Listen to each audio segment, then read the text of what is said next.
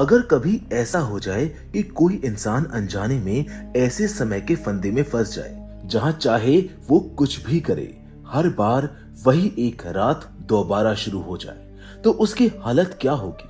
ठीक यही कहानी हमें इस फिल्म में देखने के लिए मिलती है, जहां पर एक आदमी बार बार उसी समय में लौट आता है और बाहर निकलने का कोई रास्ता नहीं ढूंढ पाता। अब ये कैसे शुरू होता है और इसके पीछे का राज क्या है, आइए जानते हैं इस कहानी में। Hollywood silver screen presenting again and again. इस कहानी की शुरुआत एक बिल्कुल साधारण से रेस्टोरेंट से होती है। रोज की तरह आज भी वहां पर लोग खाने आए हुए हैं। माहौल नॉर्मल है, हर कोई अपने अपने काम में लगा हुआ है। रेस्टोरेंट की मालकिन एना है, जो रिसेप्शन संभालने के साथ साथ ग्राहकों को सर्व भी करती है। उसी वक्त उसके रेगुलर कस्टमर सैम और गैरी खाना खा रहे होते हैं कि तभी टीवी पर अचानक से ब्रेकिंग न्यूज चलने लगती है। खबर में बताया जाता है कि शहर में एक खतरनाक सीरियल किलर घूम रहा है, जिसने अब तक कई लोगों की जान ले ली है और ज्यादातर शिकार महिलाएं रही हैं। पुलिस सबको अलर्ट करती है कि जब तक वो किलर पकड़ा ना जाए तब तक सभी सावधान रहे, क्योंकि वो कोई भी हो सकता है। इस खबर को सुनते ही रेस्टोरेंट में बैठे लोग घबरा जाते हैं। वहां पर मौजूद हर इंसान चाहता है कि जल्दी से वो खाना खत्म करे और अपने घर चला जाए। उस वक्त रेस्टोरेंट में एना, सैम और गैरी के अलावा 2 नर्सें, एक कपल और 3 टीनेजर्स भी बैठे होते हैं। वहीं दूसरी ओर सैम बेफिक्र होकर कहता है कि उसको डर नहीं लगता, क्योंकि वो अपनी सुरक्षा के लिए हमेशा गन रखता है। लेकिन उसको जरा सा भी अंदाजा नहीं होता कि जिस किलर की बात टीवी पर हो रही है वो पहले ही इस रेस्टोरेंट में मौजूद है। दरअसल वो किलर चार्ली होता है, जो शाम से लगातार लोगों को मारता रहा है। उसने तय कर लिया होता है कि आज की रात वो वही करेगा जो उसका मन चाहेगा, चाहे बाद में उसे इसकी कितनी भी कीमत क्यों ना चुकानी पड़े। वो ऐसा क्यों कर रहा है, इसका कारण हमें कहानी में आगे पता चलेगा। अब इसी दौरान चार्ली की नजर एना पर पड़ती है और वो मन ही मन उसे अपना अगला शिकार बनाने का फैसला कर लेता है, लेकिन सीधे तरीके से नहीं। कुछ देर के बाद जब एना चार्ली के पास उसका ऑर्डर लेने आती है तो चार्ली उससे फ्लर्ट करने लगता है। हालांकि एना को ऐसे ग्राहक नए नहीं लगते हैं, क्योंकि रेस्टोरेंट में अक्सर अजीब तरह के लोग आते रहते हैं, इसलिए वो बिना ज्यादा ध्यान दिए अपना काम करती रहती है और चार्ली को नजरअंदाज कर देती है। जिसके बाद जब वो सामने बैठे 3 टीनेजर से ऑर्डर ले रही होती है तो उनमें से एक कहता है कि वो एना को पहचानता है और उसने उसे पहले अस्पताल में नर्स के तौर पर काम करते देखा था। वो एना से सवाल करता है कि उसने नर्स की नौकरी छोड़कर रेस्टोरेंट कब शुरू किया। एना इस सवाल को भी टाल देती है और कोई जवाब नहीं देती। इसी बीच एना को याद आता है कि उसकी शिफ्ट खत्म होने वाली है, क्योंकि उसके साथी लिव आज काफी देर से आई है। इसलिए वो सारा काम लिव को समझाकर खुद घर के लिए निकलने का फैसला करती है। लेकिन जैसे ही एना रेस्टोरेंट से बाहर निकलती है, वो देखती है कि चार्ली बाहर उसका इंतजार कर रहा है। तभी चार्ली उससे बात करने की कोशिश करता है। वो कहता है कि क्यों ना वो कहीं पार्टी करने चले, क्योंकि उसको एना पसंद आ गई है। चार्ली की इस हरकत से एना को साफ साफ महसूस हो जाता है कि कुछ बहुत गलत है। वो खुद को बचाने के लिए झूठ बोल देती है कि थोड़ी ही दूरी पर उसका बॉयफ्रेंड उसका इंतजार कर रहा है, लेकिन फिर भी चार्ली उसका पीछा नहीं छोड़ता। एना अभी इस अजीब हालत को पूरी तरह समझ भी नहीं पाती है कि तभी चार्ली अचानक से अपनी जेब से गन निकाल लेता है और ठंडे अंदाज में बता देता है कि वही वो किलर है जिसकी खबरें पूरे शहर में चल रही है। अब एना के सामने कोई रास्ता नहीं बचता। उसे अपनी जान बचाने के लिए उसकी बात माननी पड़ती है और मजबूरी में वो उसकी गाड़ी में बैठ जाती है। गाड़ी में बैठते ही चार्ली अपनी जिंदगी की कहानी सुनाने लगता है। वो बताता है कि उसका अतीत बहुत दर्द भरा रहा है और अब उसने खुद पर से कंट्रोल खो दिया है, इसलिए वो आज की रात जो मन में आएगा वही करेगा।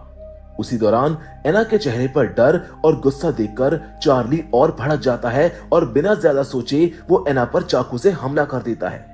पर अजीब बात तो ये होती है कि एना को मारने के बाद भी चार्ली को किसी भी तरह का पछतावा नहीं होता, बल्कि उसे एक अजीब सा सुकून महसूस होता है। लेकिन तभी अचानक से सब कुछ गड़बड़ा जाता है। जैसे ही चार्ली को लगता है कि सब खत्म हो गया, रियलिटी झटके से बदलती है और उसकी आंखें फिर से उसी रेस्टोरेंट के दरवाजे पर खुल जाती है। हैरानी की बात यह होती है कि सब कुछ बिल्कुल पहले जैसा है। लोग वैसे ही बैठे हैं, माहौल वैसा ही है और एना भी जिंदा है। फर्क बस इतना है कि इस बार सिर्फ चार्ली को ही याद है कि कुछ देर पहले क्या हुआ था। बाकी किसी को भी इस दोहराए गए समय का जरा सा भी एहसास नहीं होता। घबराया हुआ चार्ली दोबारा अपनी टेबल पर जाकर बैठ जाता है। जब एना फिर से उससे ऑर्डर लेने आती है तो चार्ली घबराकर उससे पूछ बैठता है कि आज की तारीख और समय क्या है और क्या उसको वो याद भी है। एना नॉर्मल अंदाज में जवाब देती है कि वो उसको पहली बार देख रही है और तारीख और समय वही है जो चार्ली पहले भी सुन चुका था। इसी दौरान चार्ली की नजर पास की टेबल पर बैठे एक शांत और रहस्यमय आदमी डेविड पर जाती है।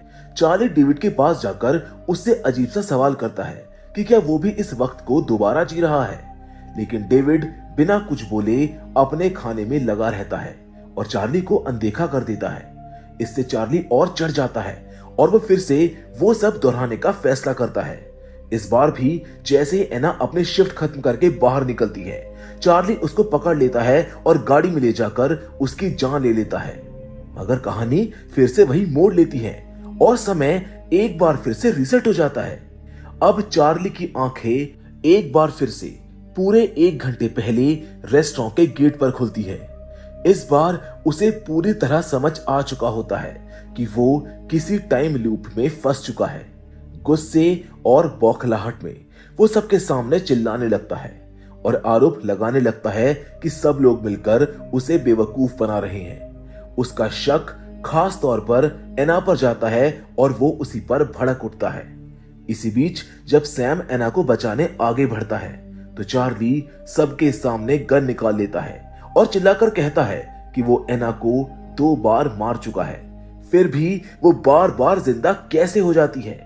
लेकिन इससे पहले कि कोई कुछ समझ पाता, पीछे से मौका देखकर सैम चार्ली को गोली मार देता है। सैम पहले ही बता चुका था कि वो हमेशा अपनी सुरक्षा के लिए हथियार रखता है, मगर जैसे ही चार्ली मरता है टाइम लूप फिर से एक्टिव हो जाता है और वो एक बार फिर से रेस्टोरेंट के अंदर लौट आता है। अब तो चार्ली का गुस्सा और बढ़ जाता है। वो चीखने लगता है कि अभी तो उसको गोली लगी थी, फिर वो जिंदा कैसे हो गया।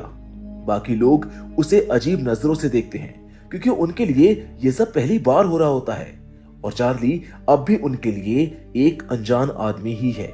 अब चार्ली तय करता है कि वो इस बार किसी से भी नहीं उलझेगा और बिना किसी को नुकसान पहुंचाए रेस्टोरेंट से बाहर चला जाएगा। लेकिन जैसे ही वो दरवाजे की हद पार करता है, समय फिर से पलट जाता है और उसकी आंखें उसी जगह खुलती हैं। यह सिलसिला बार बार दोहराता रहता है। चार्ली 1 नहीं 2 नहीं बल्कि कई बार भागने की कोशिश करता है, लेकिन हर बार वही नतीजा निकलता है। आखिरकार वो थक कर मान लेता है कि वो इस जगह से बाहर नहीं निकल सकता। अब चाहे वो कुछ भी कर ले, ये टाइम लूप टूटने वाला नहीं है। इसी एहसास के साथ उसके दिमाग में एक खतरनाक सोच जन्म लेती है। वो समझ जाता है कि अगर हर घंटे सब कुछ फिर से शुरू हो जाता है तो वो कभी मर ही नहीं सकता, और जब मरना ही नहीं है तो उसे किसी चीज की परवाह क्यों हो। यहीं से चार्ली ये मान लेता है कि अब उसके पास अनगिनत समय है और वो जो चाहे वो कर सकता है, बिना किसी डर और बिना किसी अंजाम की चिंता किए। अब चार्ली के दिमाग में ये बात पूरी तरह बैठ चुकी थी कि उसके पास खोने के लिए कुछ भी नहीं है। जब समय बार बार रीसेट हो ही रहा है तो वो क्यों ना हर चीज को अपने तरीके से आजमाए। इसी सोच के साथ वो सामने बैठे उस कपल के पास जाता है और बिना किसी झिझक के उनके सामने उनकी सच्चाई रख देता है। वो बता देता है कि वो दोनों अपनी अपनी शादीशुदा जिंदगी से बाहर किसी और के साथ रिश्ता चला रहे हैं। ये सब उसने पहले के कई लूप्स में उनकी बातचीत सुनकर समझ लिया था। ये सुनते ही दोनों के चेहरे उड़ जाते हैं क्योंकि उन्हें समझ ही नहीं आता कि एक अजनबी उनकी इतनी निजी बातें कैसे जान सकता है। चार्ली ये देखकर हंसने लगता है और उसे इस पूरे खेल में मजा आने लगता है। इसके बाद वो पास में बैठी 2 नर्सें लिली और टीना की तरफ बढ़ता है, लेकिन चार्ली की अजीब हरकतों से वो दोनों अनकंफर्टेबल हो जाती है और जल्दबाजी में अपना खाना पैक कर वहां से निकलने का फैसला कर लेती है। चार्ली भी उनके पीछे पीछे बाहर निकलता है, ये सोचकर कि शायद इस बार रेस्टोरेंट से बाहर जाते ही लूप टूट जाएगा, मगर ऐसा कुछ भी नहीं होता और वो फिर से उसी शुरुआती जगह पर पहुंच जाता है। अब तो चार्ली को इस हालत में भी एक अजीब सा रोमांच महसूस होने लगता है। कुछ देर के बाद वो सैम और उसके साथी से बात करने लगता है और उनसे पूछता है कि वो हमेशा अपने पास हथियार क्यों रखते हैं। पहले के लूप्स में चार्ली ने आसपास बैठे हर इंसान के बारे में काफी कुछ जान लिया था, इसलिए उसकी बातें सुनकर सब हैरान रह जाते हैं कि ये आदमी उनके बारे में इतना सब कुछ कैसे जानता है। लेकिन तभी चार्ली की नजर जाती है लिली पर, जो अकेले बाथरूम की ओर जा रही है। वो चुपचाप एक चाकू उठाता है और उसके पीछे चला जाता है। वहां पर वो लिली को मार देता है और उसके दिमाग में ये ख्याल आता है कि अगर वो यहाँ पर मौजूद हर इंसान को मार दे तो शायद ये टाइम लूप भी खत्म हो जाएगा। अब जैसे ही वो बाहर निकलता है, होटल का एक स्टाफ मेंबर उसको देख लेता है। चार्ली चालाकी से उसको बाहर ले जाकर मार देता है। इसके बाद वो वापस रेस्टोरेंट में लौट आता है, जहां अब लिली की दोस्त घबराकर उसको ढूंढ रही होती है। एना भी सबसे यही पूछ रही होती है कि आखिर लिली कहां गई। चार्ली ये सब देखकर अंदर ही अंदर मजे ले रहा होता है, क्योंकि उसको तो पता है कि सच्चाई क्या है। इसके बाद वो फिर से उसी कपल के पास जाता है और उन्हें बताता है कि आज वो उन्हें उनके धोखे की सजा देगा। ये कहकर वो एक एक करके उन दोनों को मार देता है और फिर गन निकालकर बाकी लोगों पर भी हमला कर देता है। चार्ली को लगता है कि इस बार सब कुछ खत्म हो जाने के बाद शायद समय आगे बढ़ जाएगा, लेकिन एक बार फिर से सब कुछ रीसेट हो जाता है और वो पूरे 1 घंटे पीछे पहुंच जाता है। अब ये सिलसिला पागलपन की हद तक पहुंच जाता है। चार्ली दर्जनों बल्कि सैकड़ों बार हर लूप में सभी को मारता रहता है। हर बार उसको उम्मीद होती है कि शायद अब ये आखिरी बार होगा, लेकिन हर बार नतीजा वही निकलता है। शुरुआत में उसको ये सब करने में अजीब सा मजा आता है, मगर धीरे धीरे ये दोहराव उसको अंदर से थकाने लगता है। अब तक चार्ली ये भी नहीं समझ पाया होता कि आखिर ये लूप शुरू कैसे हुआ और इसको रोका कैसे जाए। थक हार कर वो एक बार खुद को ही गोली मार लेता है, लेकिन उससे भी कुछ नहीं बदलता। इस बार वो महसूस करता है कि हर बार लूप रीसेट होने के बावजूद उसकी नींद और उसका शरीर रीसेट नहीं हो रहा है। उसकी थकान बढ़ती जा रही थी और दिमाग सुन पड़ने लगा था। अब वो समझ जाता है कि वो इस चक्र में फंसकर धीरे धीरे टूट रहा है। तभी वो एक नया तरीका सोचता है। वो तय करता है कि इस बार वो कुछ भी नहीं करेगा, ना वो किसी से बात करेगा, ना ही कोई हिंसा करेगा। बस चुपचाप रेस्टोरेंट में बैठा रहेगा और सुबह होने का इंतजार करेगा। शायद दिन बदलते ही ये लूप खत्म हो जाए। इस बार वो पूरी रात शांत बैठा रहता है, लेकिन जैसे ही समय पूरा होने वाला होता है, उससे पहले ही 2 पुलिस वाले रेस्टोरेंट में पहुंच जाते हैं और चार्ली से सवाल जवाब शुरू कर देते हैं, क्योंकि उसने पहले ही कई लोगों की जान ली थी। पुलिस उसकी पहचान कर चुकी होती है। चार्ली पूरी कोशिश करता है कि पुलिस उसे रेस्टोरेंट की हद से बाहर ना ले जाए, क्योंकि वो जानता है कि बाहर जाते ही सब कुछ फिर से रीसेट हो जाएगा। लेकिन उसकी कोई भी चाल काम नहीं आती है और पुलिस उसको जबरदस्ती बाहर ले जाती है और जैसा वो जानता था वही होता है। सीमा पार करते ही समय फिर से पलट जाता है। अब इस नए लूप में चार्ली पूरी तरह समझ चुका होता है कि चाहे वो कुछ भी करे, पुलिस समय खत्म होने से पहले यहाँ पर जरूर आएगी और उसका ये प्लान भी बेकार हो जाता है। अभी साफ हो चुका था कि उसका पिछला तरीका पूरी तरह फेल हो गया है। इसलिए इस बार चार्ली फिर से उसी चुप रहने वाले आदमी डेविड के पास पहुंचता है, जो हमेशा सबसे अलग बैठा रहता था और किसी से बात नहीं करता था। इस बार चार्ली उसे सब कुछ सच सच बता देता है कि कैसे वो बार बार लोगों को मार चुका है, कैसे हर तरीका वो आजमा चुका है, लेकिन फिर भी ये समय का चक्र टूट नहीं रहा है। ये सब सुनने के बाद डेविड आखिरकार बोलता है और बड़ी अजीब सी सलाह देता है। वो कहता है कि अब तक चार्ली जो भी कर रहा था वो गुस्से और हिंसा से भरा हुआ था, इसलिए इस बार अगर कुछ अलग चाहिए तो तरीका भी अलग होना चाहिए। डेविड के मुताबिक इस नए चक्र में चार्ली को शांति से सब कुछ खत्म करने की कोशिश करनी चाहिए। ये बात सुनकर चार्ली खुद हैरान रह जाता है कि डेविड इतने ठंडे दिमाग से ये सब कैसे कह सकता है। हालांकि इस वक्त चार्ली के पास सोचने का समय बिल्कुल नहीं था। वो डेविड की बातों को ज्यादा तवज्जो दिए बिना अगली कोशिश करता है। इसीलिए इस बार वो बिना गुस्से के, बिना चिल्लाए सब कुछ करता है, लेकिन नतीजा वही निकलता है। समय फिर से पलट जाता है। हालांकि इस बार एक चीज अलग होती है जो चार्ली का ध्यान खींच लेती है। उसे दिखता है कि रेस्टोरेंट में एक पादरी बैठा हुआ है जिसे उसने पहले कभी किसी लूप में नहीं देखा था। चार्ली को लगता है कि शायद पहले वो आदमी हमेशा बाथरूम में रहा होगा, इसलिए उसकी नजर वहां पर नहीं गई।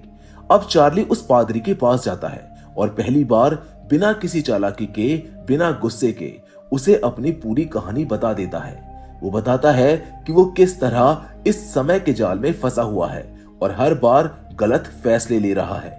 पादरी उसकी बात ध्यान से सुनता है और फिर बिल्कुल सीधी सी बात करता है। अगर चार्ली सच में बाहर निकलना चाहता है तो उसे खुद को बदलना होगा। सिर्फ अपनी शांति के लिए लोगों की जान लेना किसी भी हाल में सही नहीं हो सकता। अगर चार्ली अपने किए की जिम्मेदारी समझे और आगे गलत रास्ता ना चुने तो शायद ये चक्र टूट सकता है।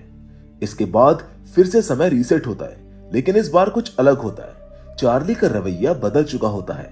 अब वो किसी से बदतमीजी नहीं करता। सबसे पहले वो सैम और कैरी से नॉर्मल और सम्मान के साथ बात करता है। फिर वो उन दोनों नर्सों से लिली और ईव के पास जाकर उनको धन्यवाद कहता है और बताता है कि वो रोज कितने लोगों की मदद करती है, लेकिन फिर भी कोई उनको सराहना नहीं देता। इतना ही नहीं, वो उनके खाने का भी बिल खुद देने की पेशकश करता है। ये देखकर वो दोनों नर्सें हैरान भी होती हैं और खुश भी, क्योंकि पहली बार कोई अजनबी उनसे इतनी इज्जत से बात कर रहा होता है। इसके बाद चार्ली उसी कपल के पास जाता है, लेकिन इस बार उन्हें शर्मिंदा करने के लिए नहीं बल्कि समझाने के लिए। वो उन्हें बताता है कि उसे उनके रिश्ते की सच्चाई पता है और फिर अपनी कहानी वो सुनाने लगता है।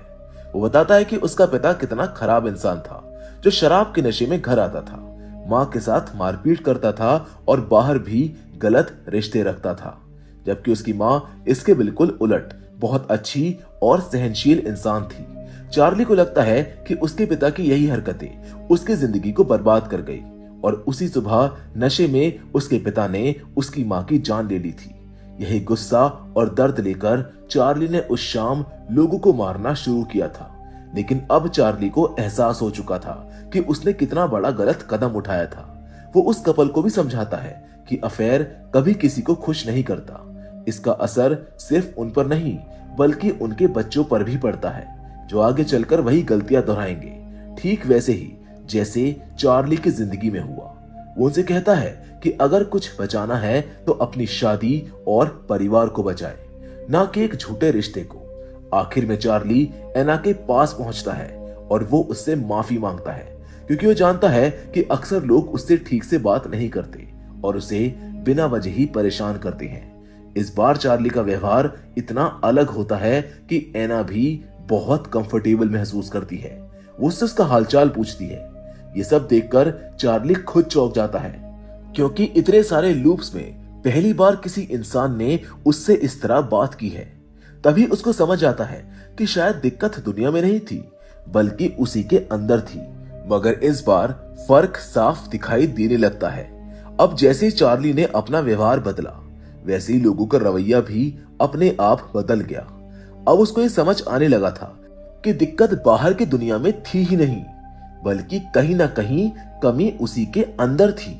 इसी बीच एना खुद उससे बात करने लगती है और बताती है कि उसकी शिफ्ट थोड़ी देर में खत्म होने वाली है।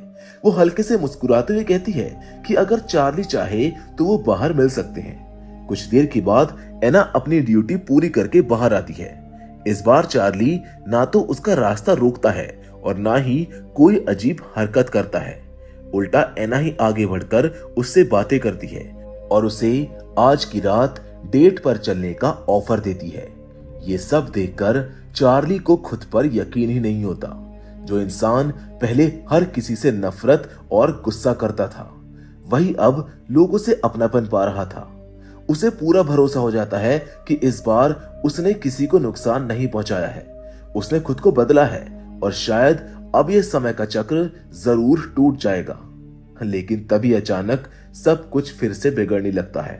आसपास की चीजें अजीब तरह से हिलने लगती है और एक झटके में कहानी पलट जाती है। इस बार चार्ली की आंखें किसी रेस्टोरेंट में नहीं बल्कि एक मेंटल हॉस्पिटल में खुलती है और अब सच्चाई सामने आती है। जिन लोगों को वो रेस्टोरेंट के कस्टमर समझ रहा था वो असल में डॉक्टर, नर्स और स्टाफ होते हैं। पादरी, नर्से, यहाँ तक कि एना भी जो असल जिंदगी में एक नर्स है, सब उसके इलाज का हिस्सा थे। इसके बाद डॉक्टर्स चार्ली को बताते हैं कि वो जिस टाइम लूप में फंसा हुआ था वो असल दुनिया नहीं थी बल्कि एक एडवांस सिमुलेशन था जिसे खास तौर पर खतरनाक अपराधियों के दिमाग पर असर डालने के लिए बनाया गया है। इस टेक्नोलॉजी के जरिए क्रिमिनल्स को बार बार उनके किए हुए गुनाहों का सामना कराया जाता है ताकि वह दोबारा वैसा करने की हिम्मत ना करे। तभी चार्ली को याद आता है कि शुरुआत में एक टीनेजर ने कहा था कि उसने एना को पहले अस्पताल में नर्स के रूप में देखा है, यानी उस वक्त भी सच उसकी आंखों के सामने था, लेकिन वो समझ नहीं पाया। इसके बाद इस प्रोजेक्ट की हेड डॉक्टर स्टीफन मीडिया और साइंटिफिक कम्युनिटी के सामने इस पूरे सिस्टम का ऐलान करती है। वो बताती है कि ये सिमुलेशन सिर्फ सुधार का जरिया नहीं है बल्कि सजा का भी एक नया तरीका है। उनका कहना होता है कि चार्ली उनका पहला टेस्ट सब्जेक्ट है जो कई चक्रों के बाद बदला तो जरूर है, लेकिन अभी भी उसे पूरी सजा मिलना बाकी है, क्योंकि जिस रात उसने 10 से ज्यादा लोगों की जान ली थी उसके लिए माफी काफी नहीं रही थी। हालांकि प्रेस कॉन्फ्रेंस में कुछ लोग सवाल उठाते हैं कि क्या किसी इंसान के दिमाग के साथ ऐसा करना सही है, क्या इससे वो सिमुलेशन और असल दुनिया का फर्क भूल तो नहीं जाएंगे। लेकिन डॉक्टर स्टीफन साफ कहती है कि चार्ली जैसे लोग इंसान कहलाने के हकदार नहीं है। मां की मौत के बाद उसने जो कुछ भी किया उसका दर्द समझा जा सकता है, लेकिन जुर्म को जायज नहीं ठहराया जा सकता। इधर चार्ली घबराकर चिल्लाने लगता है। वो गिड़गिड़ाता है कि उसे फिर से उस लूप में ना भेजा जाए। उसके लिए वो जगह किसी बुरे सपने से कम नहीं थी, लेकिन एना उसे ठंडे अंदाज में बताती है कि अभी ये प्रक्रिया खत्म नहीं हुई है ताकि भविष्य में कोई और अपराधी ऐसा करने की हिम्मत ना करे। चार्ली को इस सिमुलेशन में अभी और समय बिताना होगा, जिसके बाद उसको इंजेक्शन दिया जाता है और वो फिर से उसी अनंत समय के चक्र में भेज दिया जाता है जहां उसे बिना आराम किए बार बार वही सब झेलना होगा। जिसके साथ ये रहस्यमय और थ्रिल से भरी कहानी यहीं पर खत्म हो जाती है। बाकी फिलहाल तो हमारी आज की इस वीडियो में बस इतना ही, लेकिन हमेशा की तरह हम आपसे जरूर मिलेंगे और वो भी एक और नई इंटरेस्टिंग कहानी के साथ। पर तब तक के लिए धन्यवाद।